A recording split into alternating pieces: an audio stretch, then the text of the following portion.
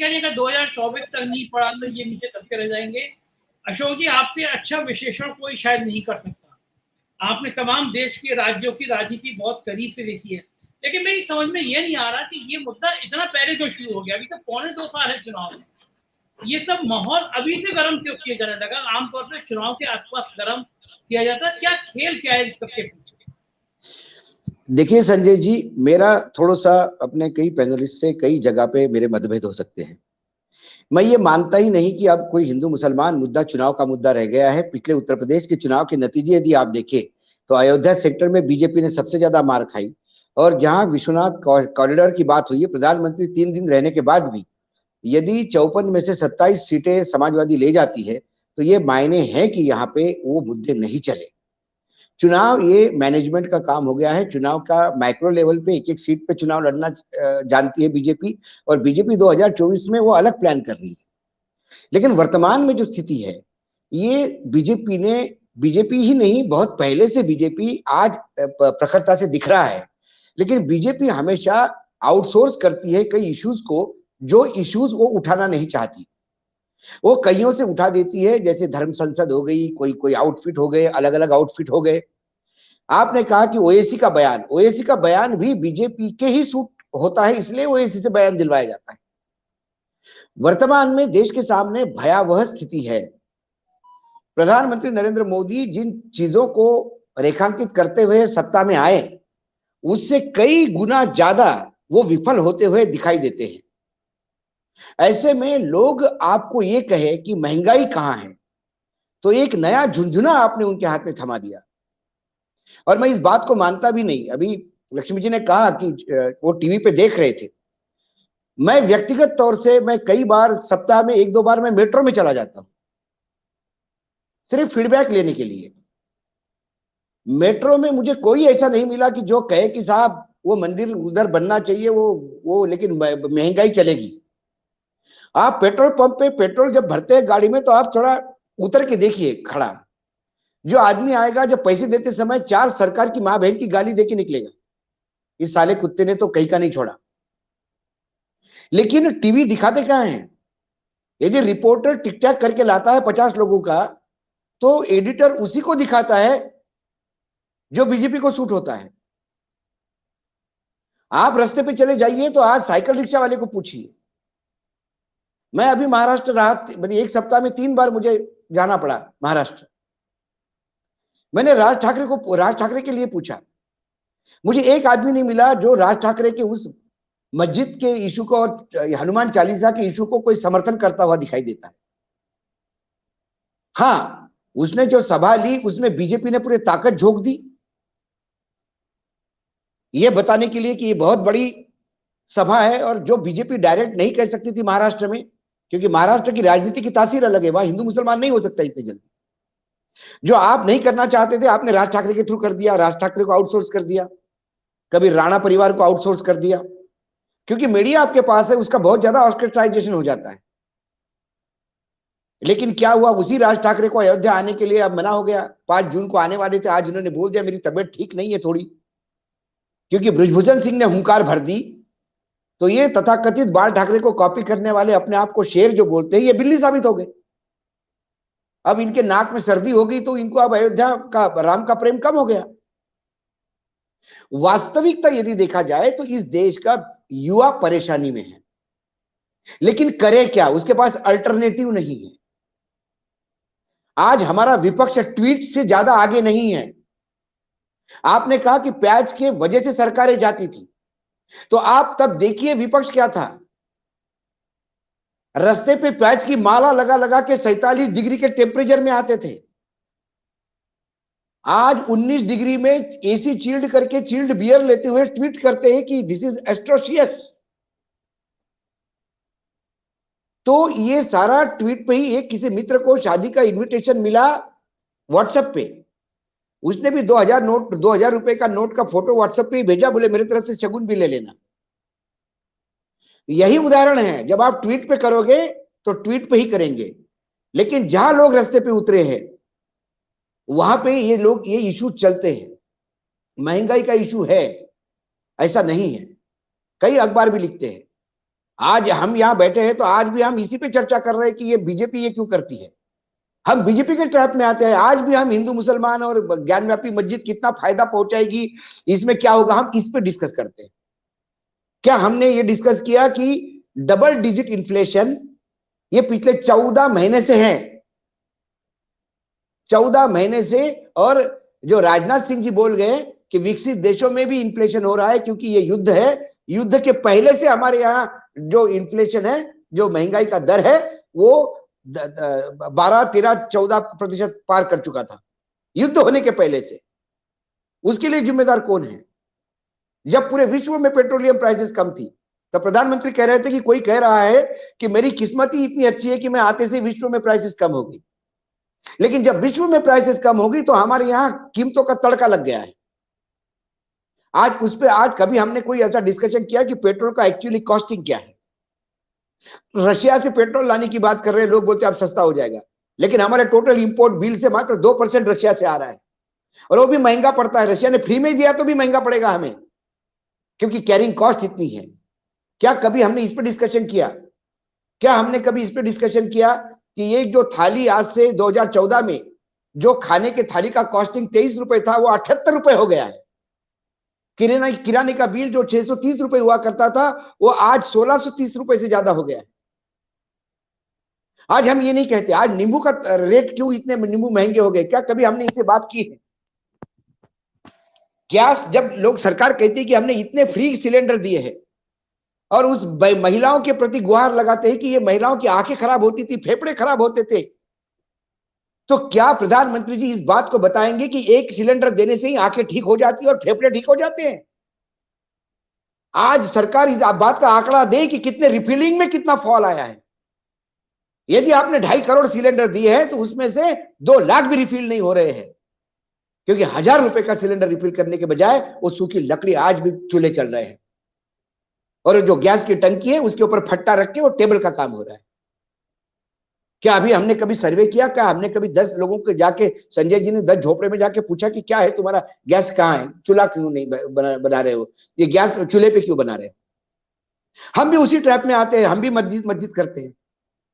आज एक बहुत बड़े सुपारी व्यापारी है नागपुर में, मेरे मित्र है, उनका फोन आया मुझे कि देखिए आपसे एक व्यक्तिगत गुजारिश है, आप बहुत ताकत से बोलते हैं, आप इस औरंगजेब के बारे में बोलिए, बताइए उसने मस्जिद तोड़ी है। मैंने उससे क्या होगा? बोले लोगों को पता पड़ेगा कि बर्बरता क्या होती है। मैंने बोला मंदिर तोड़ने से औरंगजेब की बर्बरता नहीं रेखांकित होगी। औरंगजेब ने संभाजी महाराज को कैसा मारा, 8 दिन तक उसकी हत्या की, पहले आंखें निकाली, जबान काटी, कान काटे, हाथ पैर काटे, ये बर्बरता है और ये हर आदमी जानता है भारत में। लेकिन औरंगजेब ने ऐसा किया, इसलिए मेरे पास में जो अहमद मियां है उसको जाके मैं रोज लपड़ नहीं मार सकता कि एक बार औरंगजेब ने ऐसा किया था। बोले नहीं, लेकिन ये गद्दार जो लोग हैं उनको साथ में नहीं रखना चाहिए। तो मैंने बोला झांसी की रानी को किसने मरवाया था? वो परिवार आपको कैबिनेट में चल जाता है। मैंने बोला औरंगजेब ये व्यक्ति नहीं, ये प्रवृत्ति है। आज वर्तमान में केंद्र में बैठे हुए लोग औरंगजेब से कम नहीं। औरंगजेब ने यदि हत्याएं की है तो मलिक साहब जो गवर्नर है उनका वो स्टेटमेंट याद करिएगा, जब वो प्रधानमंत्री से मिले और 3 किसान कानून वापस लेने के लिए बोला और बोला कि ये 700 किसान मर गए साहब कुछ करिए, तो उन्होंने कहा मेरे लिए थोड़ी मरे हैं। यदि इस देश का मुखिया ये कहे कि मरने वाले किसान मेरे लिए नहीं मरे हैं, तो फिर औरंगजेब में और इनमें क्या फर्क है? कर्नल डायर और इनमें क्या फर्क है? लेकिन इसको रेखांकित कौन करेगा? मैंने बोला रावण की भी पूजा होती है इस देश में, रावण की भी पूजा होती है इस देश में, तो क्या उस गांव को उजाड़ कर दोगे? तो हमारे आनंद भाई ने कहा कि रावण बहुत ज्ञाता था, उसमें सिर्फ एक कमी थी, वो सीता की एक ही गलती की लाइफ में, उन्होंने अहंकार था और सीता का अपहरण किया। मतलब औरंगजेब भी बहुत बढ़िया आदमी था, औरंगजेब के बारे में जरा पढ़िएगा, कितने जगह औरंगजेब ने आपको जमीनें दी है। और छत्रपति शिवाजी की मरने के बाद औरंगजेब ने नमाज पढ़ी है शिवाजी महाराज के नाम पे, और कहा कि ये खुदा मैं कितना किस्मत हूं, खुदकिस्मत हूं, खुशकिस्मत हूं कि मुझे तुमने दुश्मन भी दिया तो शिवा जैसा दिया। संभाजी महाराज का बेटा जब उनके कैद में था तो उसको पढ़ाया लिखाया, और अपना ग्रैंडसन जैसा, ये इतिहास है। जब जब महाराज छत्रपति औरंगजेब के बारे में प्रधानमंत्री जी ने कहा था, छत्रपति शिवाजी का नाम लेते हुए कि इस औरंगजेब को रोका छत्रपति ने, लेकिन प्रधानमंत्री थोड़ा रिसर्च करें, जब जब शिवाजी के ऊपर मुगल फौजें गई है उसमें 80% राजपूत थे और हिंदू थे, और उन फौजों का मुकाबला जिस छत्रपति शिवाजी महाराज ने किया, उनकी 1.5 लाख घुड़सवार में 60,000 पठान थे। ये कौन रेखांकित करेगा? मंदिर मस्जिद, उसके बाद अब कुतुब मीनार, फिर चार मीनार। और संजय भाई, जिस ओक साहब ने जो किताब लिखी है, जिसको लेके ताजमहल के ऊपर लगातार बातचीत हो रही है, उस ओक साहब की एक किताब मैंने भी पढ़ी है। यदि उन्होंने उस किताब के हिसाब से जाओ तो हमें विश्व युद्ध करना पड़ेगा। उन्होंने इस बात को प्रूव करने का प्रयास किया कि महाभारत के बाद योगशालाएं खत्म हो गई थी, तो कई ब्राह्मण जो तब 2 भागों में बट गए थे, कुछ लोग ये कह रहे थे कि श्री कृष्ण ने महायुद्ध करके महाभारत का सब राज्य खत्म करवाए, अब हमको कोई राजाश्रय नहीं है, इसलिए श्री कृष्ण दोषी है। और कुछ कह रहे थे कि धर्म की स्थापना करने के लिए श्री कृष्ण ने ऐसा किया। तो जो श्री कृष्ण को मानने वाले लोग थे वो धीरे धीरे यूरोप की तरफ बढ़े और उन्होंने नया कल्ट शुरू किया जिसका नाम था कृष्ण नीति। और कृष्ण नीति बाद में अपभ्रंश होकर क्रिश्चियनिटी हो गया। उन्होंने इंग्लैंड के राजा के, महाराज के पैलेस और दरबार पे भी अपना अधिकार बताया और बताया कि वो कैसा हिंदुओं का था और कैसा वहां के सबसे बड़ी चर्च है इंग्लैंड की, वो वेधशाला थी, ऐसा उनका कहना है। वहां खुदाई कर सकते हैं हम लोग। तो वहां यदि करने लगेंगे तो फिर विश्व में जाएंगे कहां हम वहां खुदाई कर फिर सकते कुछ हैं। दिनों के बाद ये कहेंगे कि ये पृथ्वी की जो हमने तो ये हमारे वराह, जब पृथ्वी डूब रही थी तो श्री कृष्ण विष्णु ने वराह का अवतार लेके पृथ्वी को बचाया था। तो पृथ्वी तो वैसे ही विष्णु की वजह से बची, तो ये तो हिंदू की होगी पूरी। वर्तमान इतिहास से सीख लेना चाहिए और वर्तमान में ठीक रहना चाहिए। आप यदि वर्तमान को बार बार इतिहास परोसोगे तो उसका भविष्य खराब होगा। क्या आप ये करना चाहोगे? अभी प्रधानमंत्री जी ने 2050 तक का रोड मैप दिया अपने वर्कर को, तो 2050 में तो मुझे लगता है महाभारत कालीन स्थिति में ले जाएंगे लोगों को। वैसे ही कपड़े पहनने पड़ेंगे और वैसे ही रथ में चलना पड़ेगा और धनुष बाण से चलना पड़ेगा और मंत्र जपे जाएंगे। ये अग्निस्त्र छोड़ दिया जो सीरियल्स में दिखाते हैं। आपको वर्तमान में जीना है। लोगों के सामने की एक भी समस्या का जवाब आपके पास नहीं है, लोग सवाल नहीं पूछे, इसीलिए आपने ये शगुफा छोड़ा।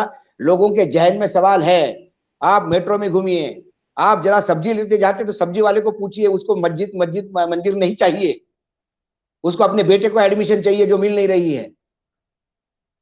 लेकिन हम पूछते, हम क्या करते हैं, टेलीविजन देखते हैं। टेलीविजन में होता क्या है, 25 इंटरव्यू में से जो उनको चाहिए वही दिखाते हैं। अभी संजय जी ने बताया कि वो कैसा आजम खान आने से कैसा, पहले उन्होंने बताया कि फर्क क्या पड़ेगा, लेकिन उसका जवाब भी वही दे रहे थे कि आजम खान के स्टेटमेंट से सारे हिंदू एक हो जाते हैं तो ये तो बीजेपी को फायदा होता है। सवाल है, आजम खान ये भी आउटसोर्स हो गए अभी बीजेपी के लिए।